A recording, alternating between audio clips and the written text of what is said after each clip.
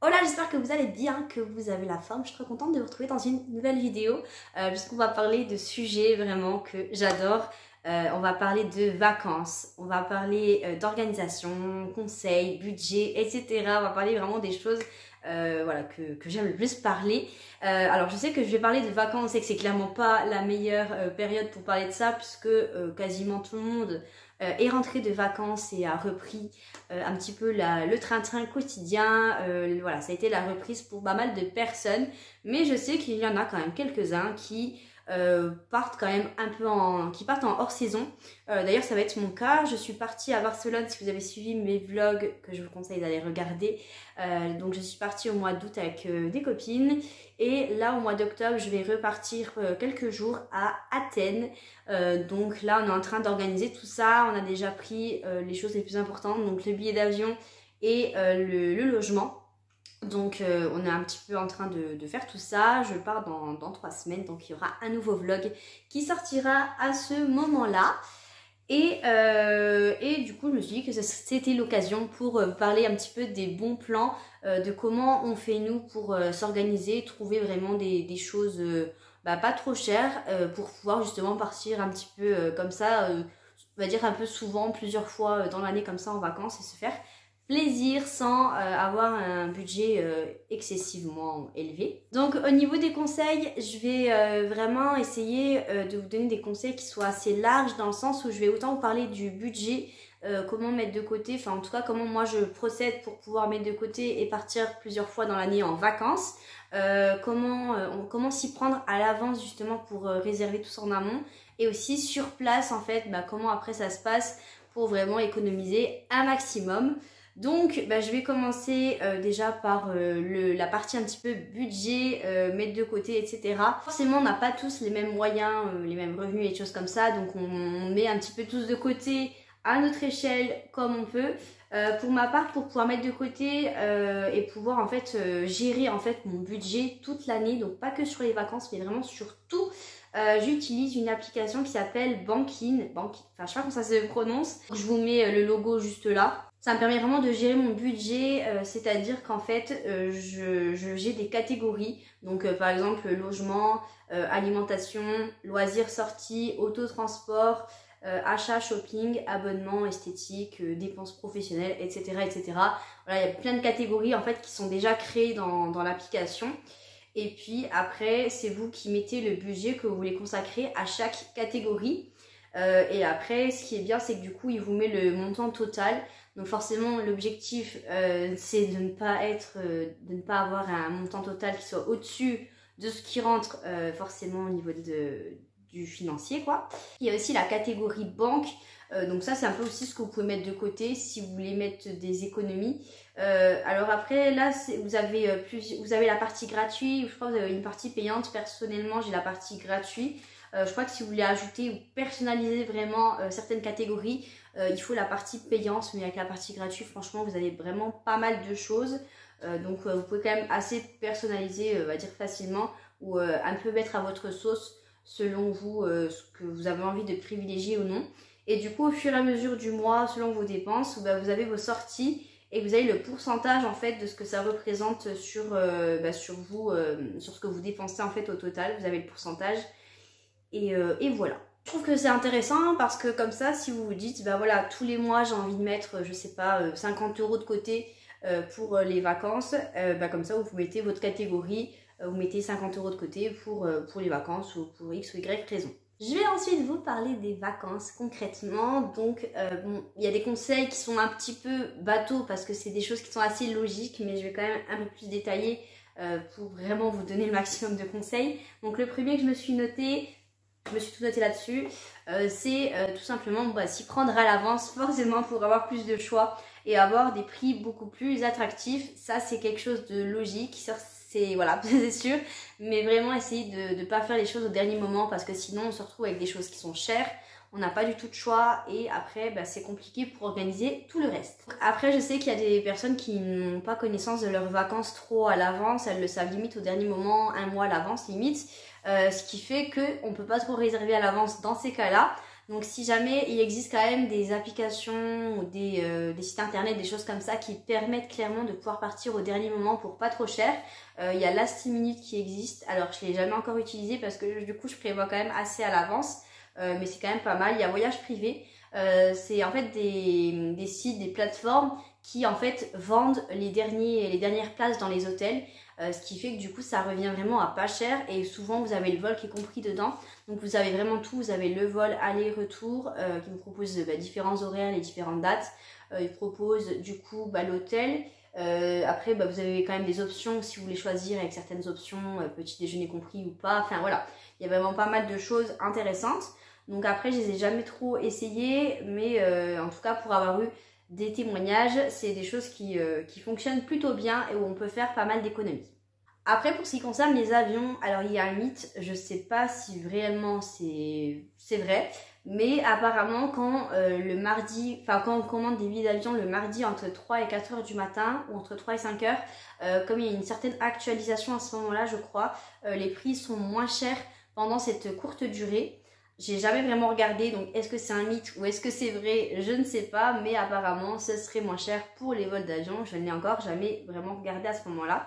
Donc voilà, peut-être que ça fonctionne. Mais en tout cas, n'hésitez pas, si vous avez envie de prendre des billets d'avion, n'hésitez pas en tout cas à regarder. Ensuite, autre conseil, évitez de partir en pleine saison. Vraiment, si vous avez le choix, essayez de partir hors saison. Donc en fait vraiment évitez le mois de juillet et le mois d'août parce que c'est clairement là où vous allez payer taquet, vous allez payer plein tarif. Après on peut quand même avoir des bonnes surprises parce que donc pour ma part donc, je suis partie à Barcelone en pleine saison, c'était la deuxième semaine du mois d'août. On avait réservé peut-être un mois à l'avance ou non 2 mois à l'avance il me semble. On avait trouvé l'hôtel sur Booking et on n'a pas eu pour trop cher, enfin voilà c'était à peu près 300 € par personne pour une semaine dans un hôtel 4 étoiles donc c'était quand même pas mal, mais c'est vrai que le mieux c'est d'éviter quand même de partir en pleine saison. Là on va partir au mois d'octobre, l'avion il est quand même moins cher alors qu'il y a beaucoup plus d'heures de vol, on part plus loin.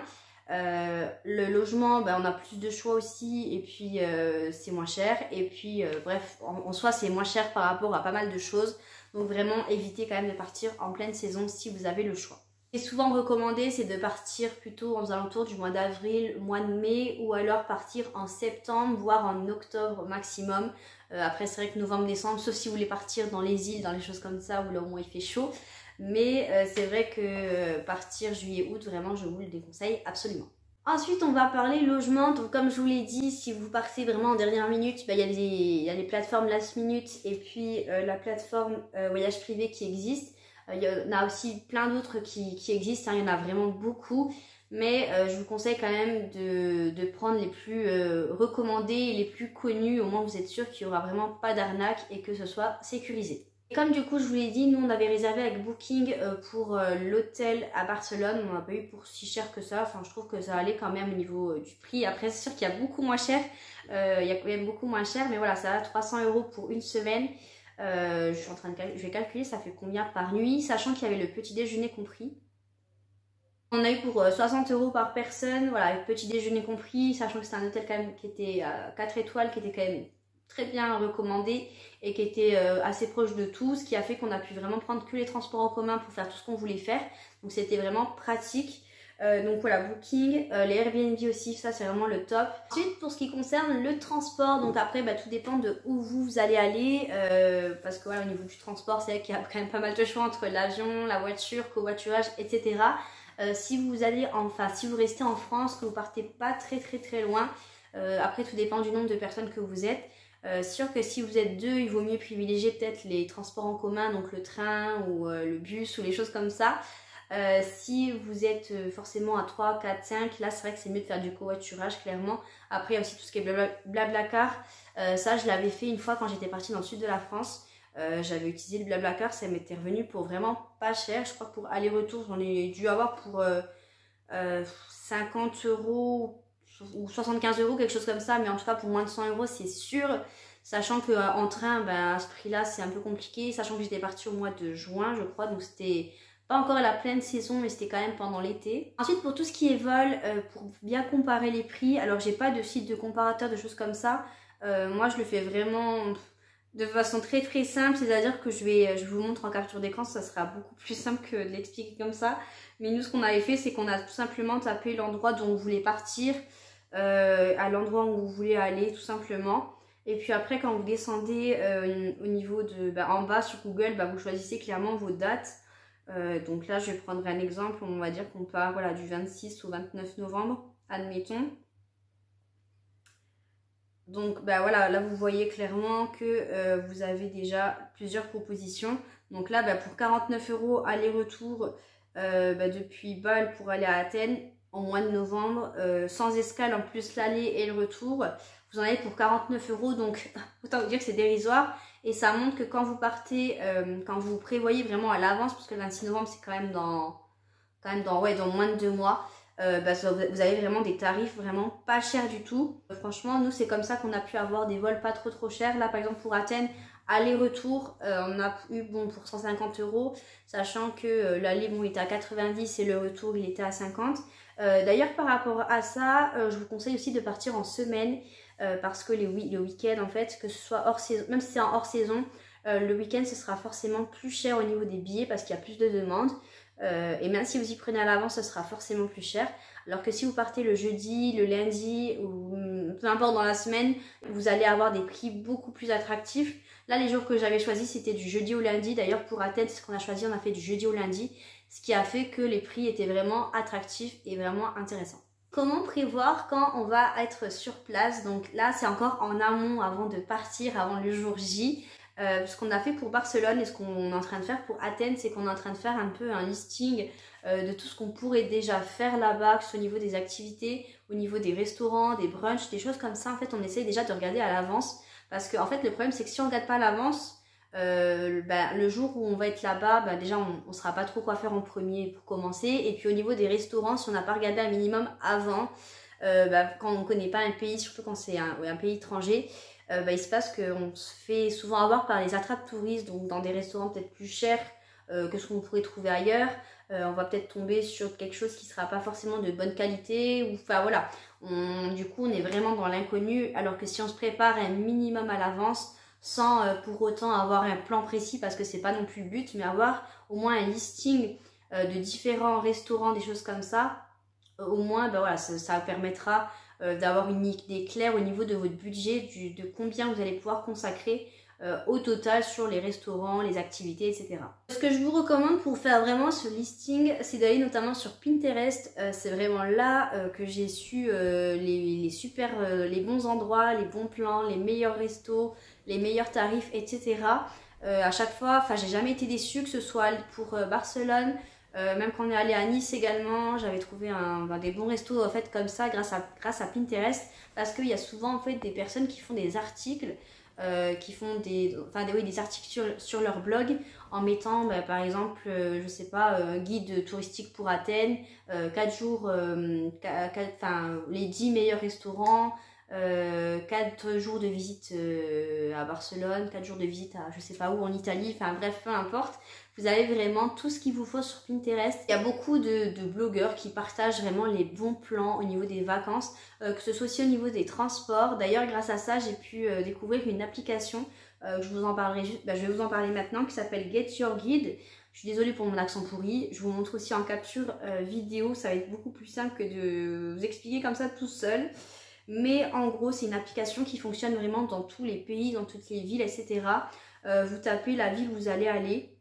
Je sais pas, admettons, vous pouvez mettre, vous mettez peut-être Paris, admettons. Vous savez que vous alliez aller à Paris, je sais pas moi, du 22 au 23 octobre par exemple, peu importe. Ou juste le 23, peu importe en tout cas. Du coup, il va vous mettre toutes les activités que vous pouvez faire à tous les tarifs. Donc après, si vous avez déjà une idée précise de ce que vous voulez faire, vous avez juste à rechercher. Par exemple, pour Barcelone, on voulait visiter la Sagrada Familia. J'ai tout simplement tapé Sagrada Familia. Et puis ensuite, j'ai eu vraiment plein de propositions, différents tarifs, selon si je voulais un audio guide, un guide physique, si je voulais aucun de ça. Voilà. En tout cas, il y avait pas mal de... Il y a vraiment tout en fait. Vous pouvez trouver vraiment tous les pays, toutes les choses comme ça. Et puis au-delà de ça, vous avez aussi tout ce qui est transport. Et justement, c'est grâce à un article que j'ai vu sur Pinterest que j'ai vu qu'on pouvait avoir une carte en fait pour les transports, un pass de 2, 3 ou 5 jours selon le choix en fait qu'on décidait, qu'on faisait. Et vraiment, c'est grâce à ça que qu'on a pu avoir des bons plans, des réductions, prévoir à l'avance surtout. Franchement, voilà, c'est vraiment un très très bon plan cette application que je recommande vraiment beaucoup si vous partez en vacances. Au moins, vous saurez les activités possibles à faire, les tarifs. Vous pourrez réserver surtout parce que ça vous évite de faire la queue le jour J. Au moins, vous avez un coup de fil. Donc ça, c'est vraiment pratique. Pour les restaurants, je vous recommande de regarder sur Instagram en plus de Pinterest parce qu'au moins vous allez avoir d'autres, vraiment, ça vous allez pouvoir voir les photos, le compte Insta des restos, etc. S'ils ont des comptes Insta, mais comme ça vous aurez vraiment une idée claire de ce que vous avez envie de manger. Et puis en plus, quand vous voyez des photos sur Instagram, ça donne toujours envie de manger, donc voilà. Puis, petite chose aussi par rapport au restaurant, ce que j'avais fait, alors là c'est vraiment si vous voulez être pointilleux, si vous voulez pas vous casser la tête quand vous serez là-bas le jour même, c'est que j'ai essayé de situer à peu près les restos que j'avais repérés, à peu près voir vers où ils étaient. Par exemple, s'il y avait des monuments qu'on voulait voir, des choses qu'on voulait faire, je regardais en fait les restos s'ils étaient aux alentours de tel monument ou pas. Et comme ça, moi je savais que le jour où on allait visiter tel truc, eh ben, on allait pouvoir manger à ce resto-là, enfin voilà. Au moins, j'étais à peu près sûre de mon coup et ça m'évitait de chercher pendant je ne sais combien de temps un restaurant ou autre. Autre conseil, ça va rejoindre ce que j'ai dit, c'est de réserver un maximum d'activités à l'avance parce que justement, si vous voulez éviter d'attendre, si vous voulez éviter de faire la queue, si vous voulez en fait gagner du temps sur votre séjour et pas perdre du temps à chaque fois à attendre pour rien, réservez vos activités à l'avance et faites-le justement avec l'application Get Your Guide. Au moins, vous pourrez être serein, tranquille, vous aurez déjà votre petite organisation à peu près de fête. Et puis comme ça, vous êtes sûr que vous n'allez pas vous faire avoir parce que, admettons, vous voulez visiter quelque chose. Si vous y allez le jour même, peut-être qu'il n'y aura plus de place à l'horaire que vous souhaitiez. Alors que si vous aviez réservé à l'avance, là, moi, vous étiez sûr d'avoir l'horaire que vous souhaitiez, où vous souhaitiez visiter l'activité, le monument, peu importe. Et puis du coup pour conclure, bon c'est pas vraiment un conseil mais moi je vous explique du coup comment j'ai fait. Ce que je faisais c'est que j'ai tout mis en fait sur mon téléphone dans l'application Notes de mon téléphone. Sinon j'utilise Notion, je vous en avais déjà parlé un petit peu. C'est une application d'organisation de choses comme ça, mais voilà, si vous voulez vraiment faire simple, pas vous casser la tête, c'est que vous mettez tout dans Notes. Je vous montre un petit peu moi comment j'ai fait, que ce soit pour Athènes ou Barcelone. Je vous montrerai pour Athènes ce que j'ai commencé à faire. Voilà, j'ai listé quelques restaurants, les tranches de prix, j'ai mis quelques adresses, les choses comme ça, un petit peu le style un petit peu de restaurant que c'était, si c'était quelque chose qui était plus dans l'ambiance avec de la musique, quelque chose comme ça, le quartier à peu près où il était situé, enfin vraiment c'était... J'essayais vraiment d'avoir le plus de précision possible quand même pour me repérer par rapport à tout ça. Donc voilà pour tous mes conseils pour vraiment préparer vos vacances sereinement, pouvoir avoir un budget qui soit quand même pas très élevé, enfin qui rentre en tout cas dans les clous, pouvoir économiser à l'avance et vraiment prévoir les vacances tranquillement. Donc j'espère que cette vidéo vous aura plu, elle vous aura servi. N'hésitez pas à me dire si vous connaissiez ou pas les applications dont je vous ai parlé, surtout Get Your Guide, si vous connaissiez l'application ou pas, si vous l'avez déjà utilisée. N'hésitez pas à me dire si vous aimez ce genre de vidéos ou si vous voulez plus de vidéos, conseils, bons plans, etc. En tout cas, ça me fait plaisir. J'aime bien partager des choses comme ça et surtout quand ça parle de vacances parce que ça, c'est juste le must. Donc, voilà. Donc, n'hésitez pas à mettre un petit like, un petit commentaire, à vous abonner à la chaîne si ce n'est pas déjà fait pour être averti des prochaines vidéos qui sortiront. Je vous dis à bientôt.